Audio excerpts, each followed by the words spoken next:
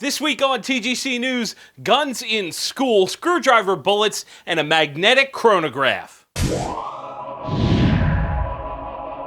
Have you ever wondered how many things you can attach to your gun with the KDG Connect and side lock mounts?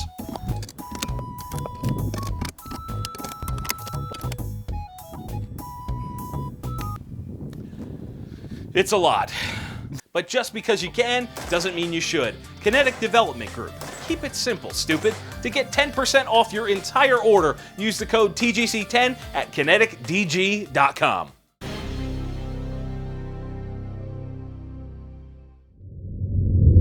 Welcome back. My name is John Patton, and this week we are kicking it off with some positivity. Craver Middle School in Colorado City, Colorado was the site of some proper gun-related education with the help of Project Appleseed, a sort of CMP / combined with Boy Scouts type thing, charity, awesomeness. Project Appleseed aims to teach youngsters about firearms as well as American history, not through fear, but through experience and understanding. It's pretty awesome. They took the time to bring a bunch of guns into the school to get kind of hands-on safety education, and then they did an entire day at the range so they could further that education with some fun. This type of positive reinforcement and learning is the best possible way to teach kids respect for firearms instead of fear, like what's currently being forced on students through their misinformed and undereducated teachers. I think teaching young kids about proper safety and uses of guns is absolutely paramount to maintaining the future of our culture. Oddly enough, I was actually at the range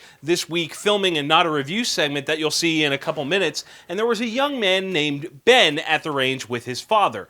And I made every effort to make sure that he got to shoot whatever I had with me so that he could get to experience and enjoy things that we adults think are awesome at a young age safely. Ben, if you're out there watching, I just want to say thanks for making my day at the range better, and tell your father he's a good man for taking you shooting. So Project Appleseed, they brought guns to schools to teach kids properly where it's supposed to be done. What do you guys think about guns in schools? Would you want your kids learning about guns this way? Let me know down in the comments.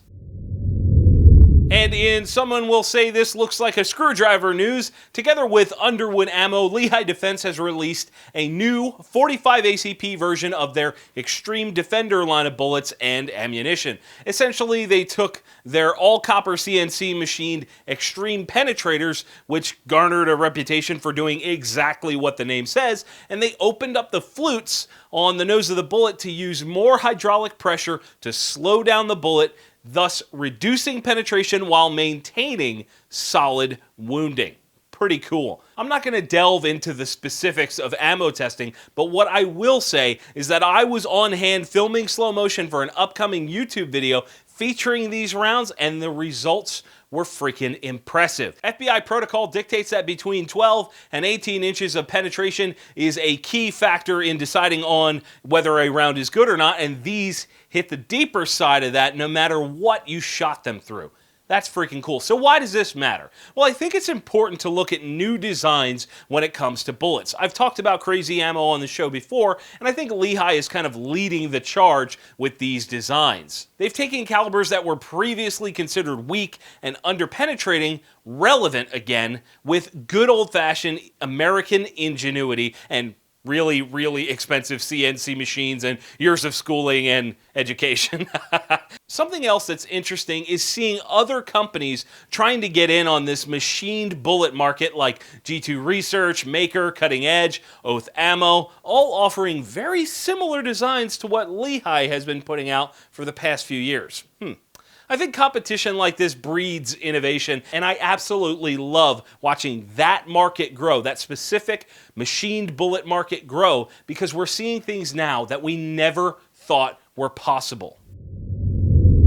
And on hashtag Not a Review, the segment where I take a product and give you guys a hands-on spotlight, we're taking a look at one of the most interesting products to hit the gun world in years, the Magnetospeed chronograph. Yep, that's right, this thing can track your projectile speed with magnets. It works by generating a small magnetic field between the 2 points on the bayonet and calculates speed based on the disruption of that field by the metallic projectile. The first time I saw this, I was so excited I nearly peed my pants. We've been using the same old light-based chronographs for years, and this is a step forward. This is the kind of outside-the-box thinking that we need. One of the biggest advantages of this system versus traditional chronographs that use light to detect speeds is that this can be used anywhere, and you don't have to set something up downrange. So that means in any weather, in any location where it's safe to shoot, this thing is good to be used. Some places don't allow things to be set up downrange, like most indoor ranges won't allow that, but you can test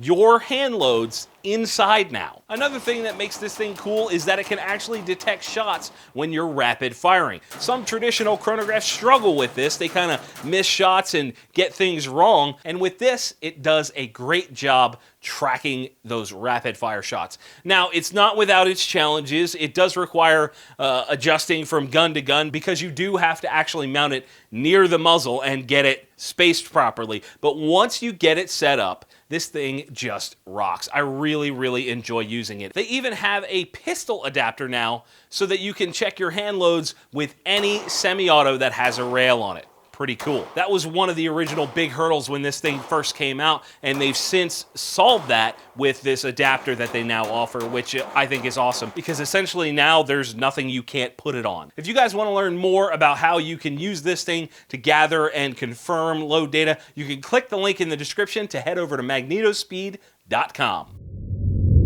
Bring your EDC game to a new level with Keybar, offered in tons of different finishes from aluminum to titanium to carbon fiber and tons of other fancy options. You can stack these with things like a titanium comb or a USB flash drive.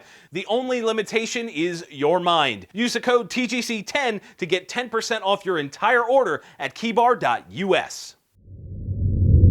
This week's friendly fire question is from Anthony Duraz on Instagram, and he says, I originally found you through your videos on shotguns and sporting clays. Do you still shoot clays as much? And if so, what is your dream shotgun for sporting use? For those of you that are new to me as a presenter, on my old channel I did a lot of stuff with shotguns and sporting clays, and there was even a year where I think I put about 10,000 rounds of 12 gauge through my A400. Now, the sad fact is that no, I don't shoot sporting clays as much as I used to, and I would even go as far as to call it rare these days. I put my effort into running the business and creating great content for you guys, so clays aren't getting shot as often as I would like. That just means that when I do get to go, it's even more special. Now, as far as a dream sporting gun, that's tough to say. I really like my A400 XL, but I also like the A400 Extreme, the 3.5-inch version of that gun.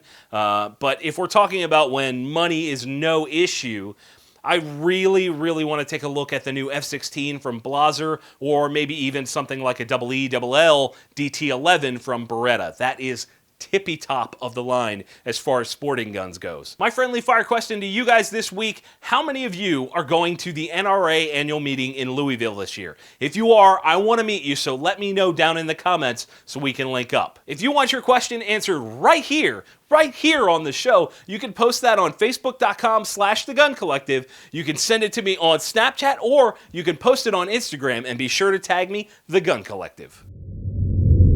And that is it for this week's show. Guys, you know what to do. If you enjoyed the episode, hit like and share it with your friends. If you didn't, let me know down in the comments so we can have a conversation about it. Do not forget to subscribe. You won't want to miss a single week of the show. And as always, thank you all for watching. We'll see you soon. The shirts worn in today's episode of TGC News were provided by Patriot Patch Company. Click the link in the description to learn more.